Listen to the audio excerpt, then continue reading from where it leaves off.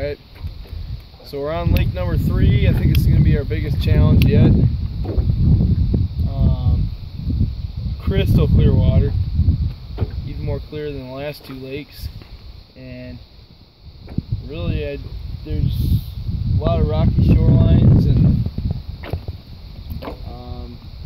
I see a lot of reeds and bulrushes, so we're going to try and hit those reeds and bulrushes I think right away, and if that doesn't work we'll probably hit maybe deeper banks or rocky banks or something, bring some fish. But it's just crystal clear, like I probably can see down 15 feet. We'll have to see what we can do on this lake. Fish number 1. Don't really have anything figured out yet. He's kind of just in this log.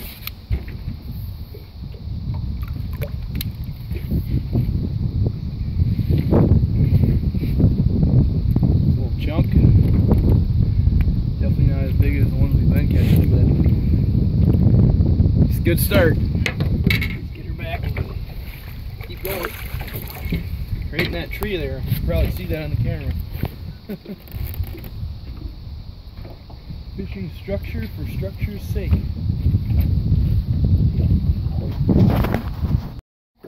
Alright, lake number 3 right here. Brother had a nice 4-pounder, 5-pounder get off on him, and now I think we're starting to get things a little figured out over here in this bay. This guy's tiny, got a little ding on him, but yeah, we're gonna get things rolling, hopefully catch some more fish, and we'll get back to you.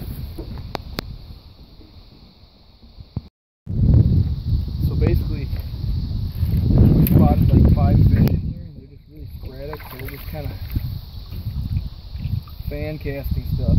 Fan casting swim bait, swim casting jig.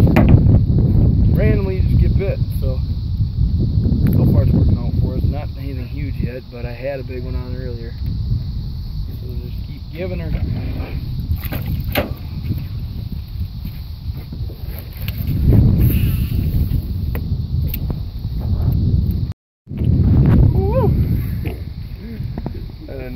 Nice, oh, barely hooked, probably by that shear set, but throwing a DT Fat 1. Ooh, little guy. They like to fight here. Just slow rolling it right across the surface, and this bugger came up. Ooh, yeah, just a little guy. But yeah, just running it right across the surface. And not 2 casts. Comes up and just hammers down on it. I thought he was a lot bigger than that. Yeah. Squarebill fish. I was like, I noticed it was a little deeper. I'm like, why not try a squarebill? Well, I don't even know what it is yet. It jumped. It's a bigger largemouth. Wow. Finally, something that's a little chunker. Chunker. Must have been right over that timber over there. Obviously nothing even comparable with the bass we were catching earlier, but hey, I'll take it. This is lake number 3. I don't know what number fish this is, but there we go. Good one.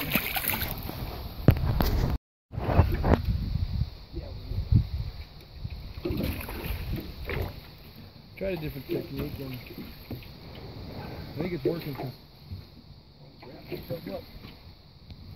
What happens is there's like no structure in the little structure that is here.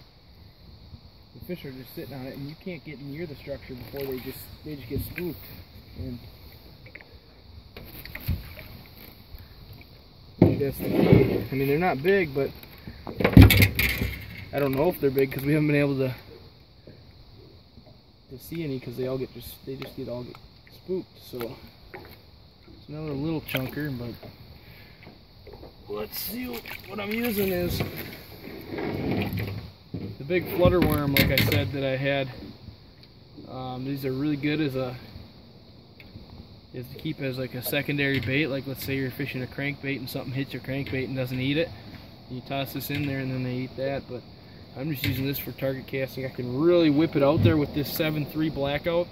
Medium action by number 8, and it's just able to whip. It's got a long handle on it, so I can just whip this Senko way out there. That's pretty much what I'm doing, but it worked for that guy. Go ahead, drum. I got a big drum. Oh, I got something big. It's either in the weeds or it's a drum or a big bass. Hopefully it's a bass. Bass or drum.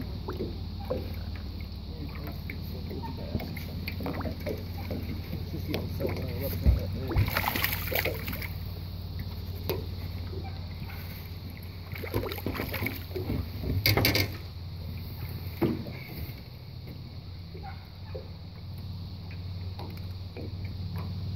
There's another one right there. So they're all about the same size.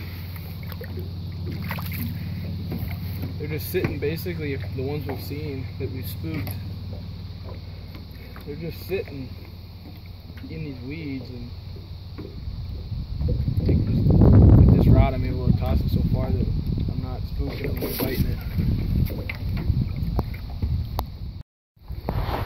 Ooh, another one on the swim bait. Long casting, lob casting, not real big, you know. Not getting into any real monsters here, but you know.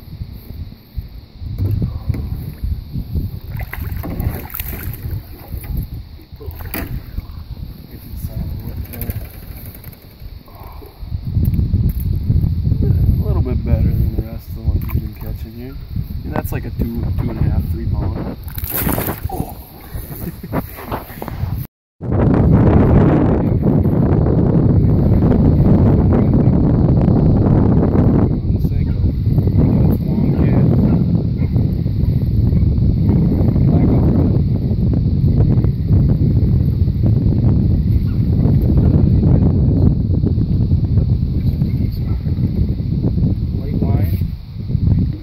Than what we were doing before.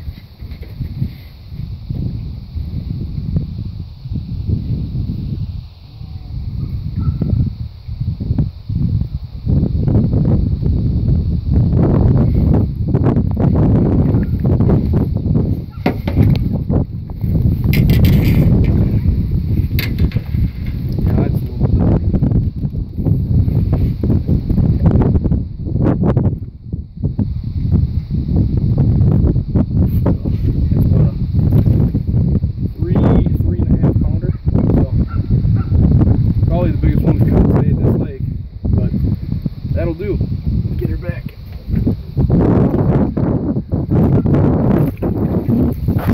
There she goes. Yeah, I think I'm starting to get it figured out. I've got like 3 fish in the last 4 casts. They're a lot more fun with the spinning tackle. This one is not bigger, but more feisty. Just sneak hooks. They just literally come up and just snipping it.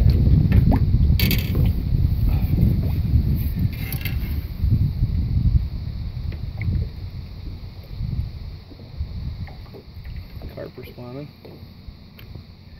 Yeah, just a little guy, little 1.5, 2 pounder, and get her back and try and catch another one. I think I'm figuring it out here. That's why I brought the flutter worms.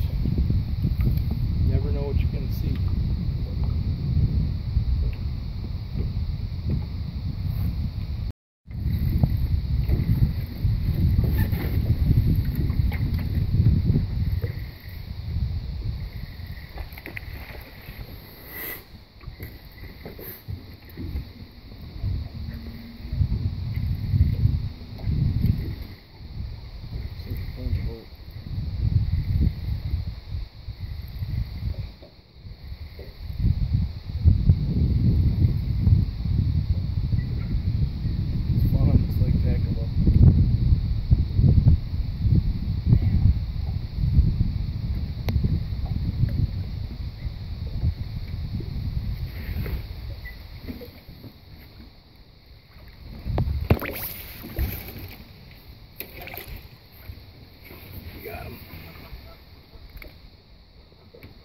cooked like he should be. Nice little 2-pounder.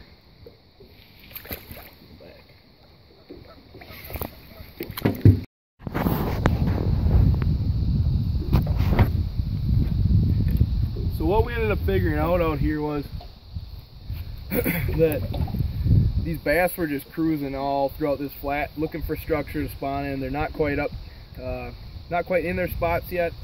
Water temp's not quite there yet. The water temp is about 52, 53 degrees. And what I found out what worked the best was using a flutter worm, like this black and blue flutter worm, and a swim bait. Swim bait because you can toss that anywhere in and out of cover. And I first had this on my bait cast rod, my blackout bait cast rod, and it wasn't quite casting as far as I wanted it to. So I changed over to my 7.3 medium action blackout spinning rod. And what I love about this thing is the handle is super long, so I can basically take this thing and just whip it. Like I can do extra long casts, like way longer than anything else.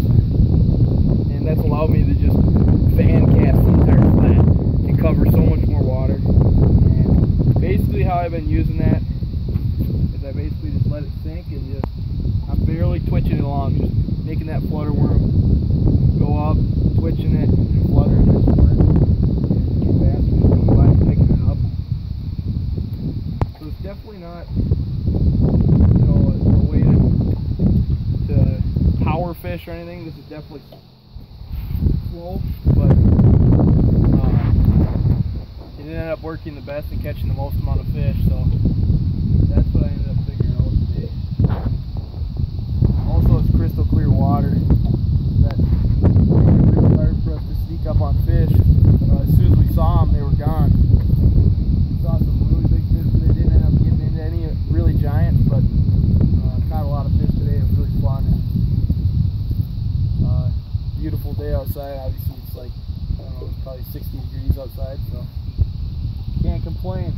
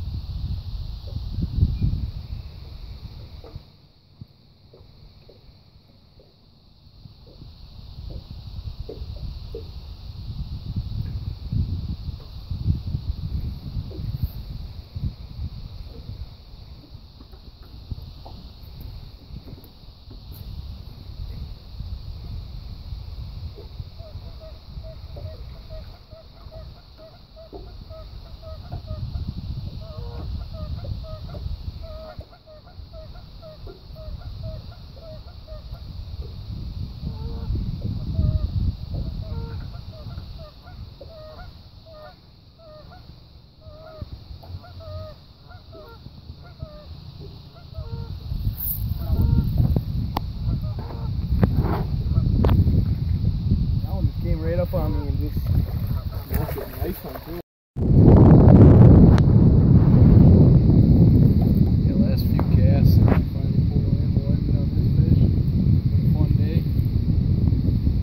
But literally, like you saw, it took 3 casts to catch another one.